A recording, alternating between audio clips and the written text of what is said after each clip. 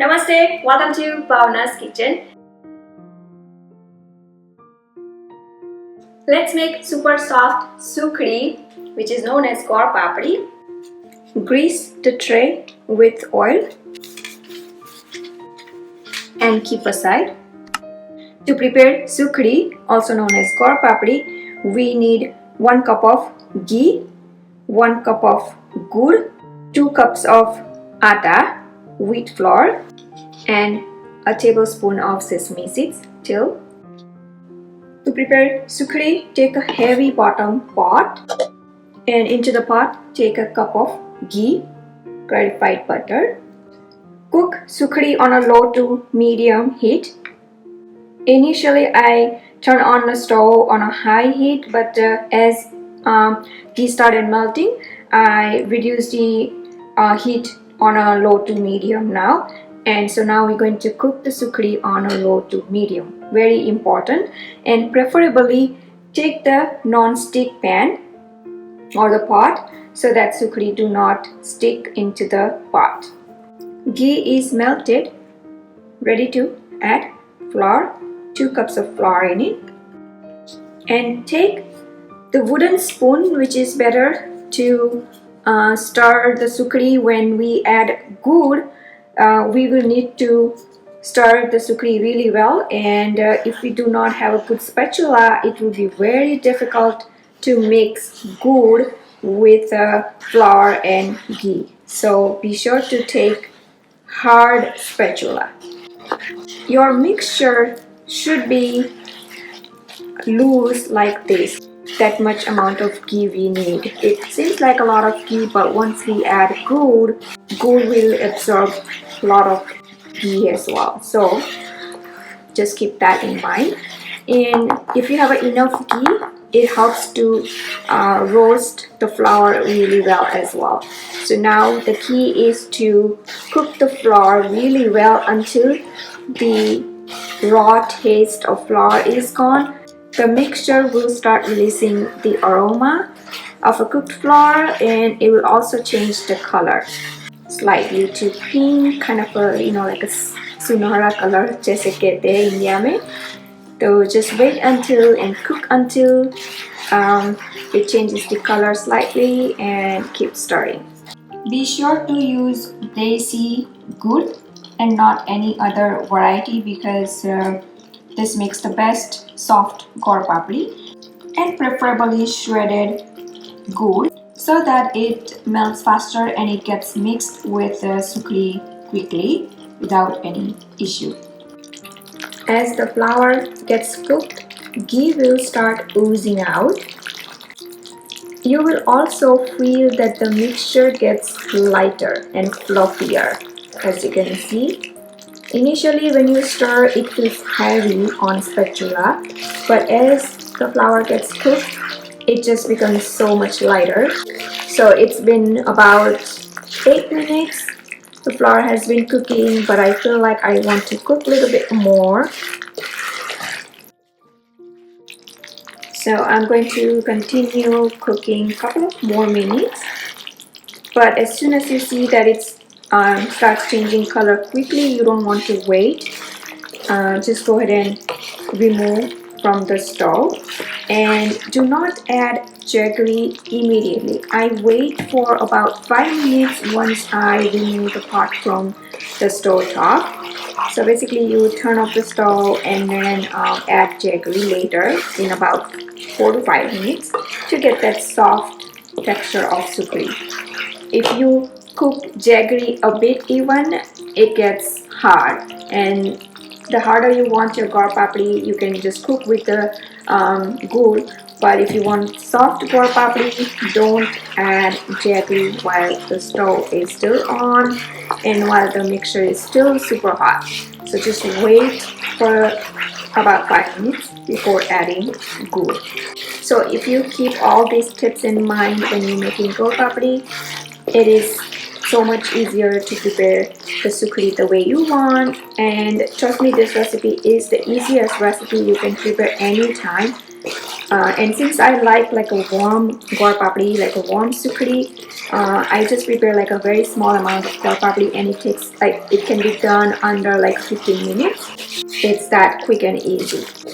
Alright, so it's been 15 minutes. I have been roasting the flour on low to medium heat, and as you can see, it is nice and very light, and I feel the aroma of doneness now, and the pot I'm using stays hot for a little bit of a time, so I want to count that time as well. And as you can see, the color has changed, ghee is oozing out, and so the flour is well cooked. So I'm going to go ahead and turn off the stove now and remove the pot from the stove. Bring onto the heat-proof surface, and I'm going to keep stirring so that it doesn't get too brown.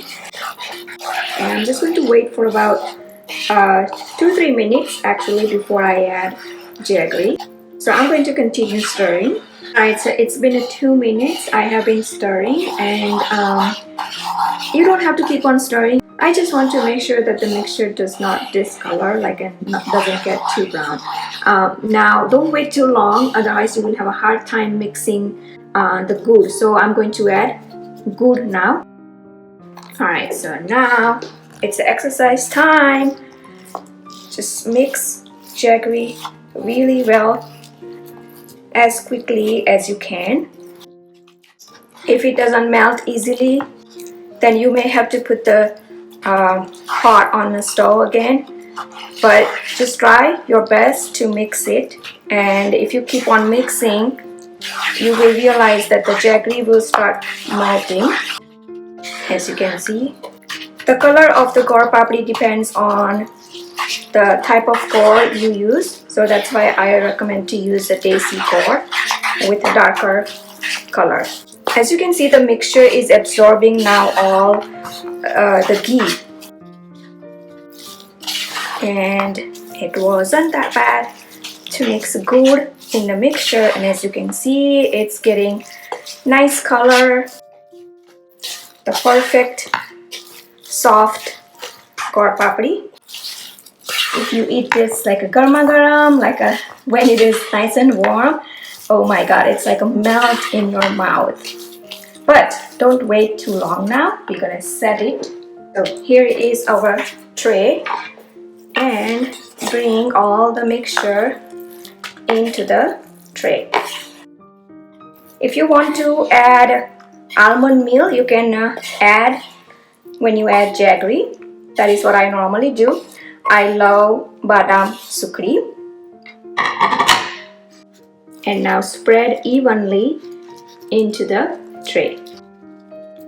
I want to make little thicker pieces, so I'm just going to use half of the tray. I didn't have the exact size of the tray, so I'm just going to use this, but then spread it on a half of it only. The next thing is to make it smooth. So take the bottom of the stainless steel glass or varki, we call this varki, or you can take the drinking glass to even out and to spread it nicely. Now as you can see, a lot of ghee has oozed out, so you can reduce the amount of ghee if you want, but to make a soft gaur papdi you will need a ghee. And normally I add almond meal, which also takes away all the ghee, but today I didn't add because I just wanted to keep this like a traditional way.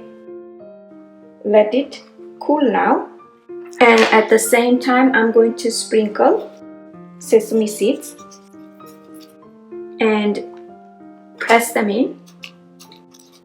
Before gaur papdi cools down, score it to make pieces later.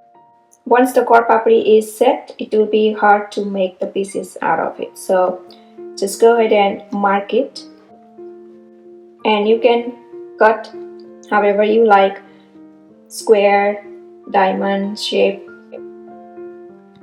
Alright, And this is nowadays very popular after like dinner, like for get together.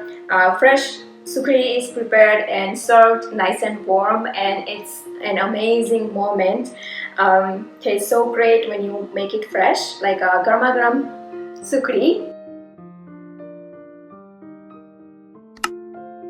Now let's get the pieces separated. As you can see, it's so much easier to separate all the sukhdi pieces, and it has cooled down completely.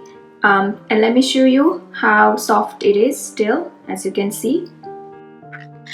So I'm going to separate all the pieces.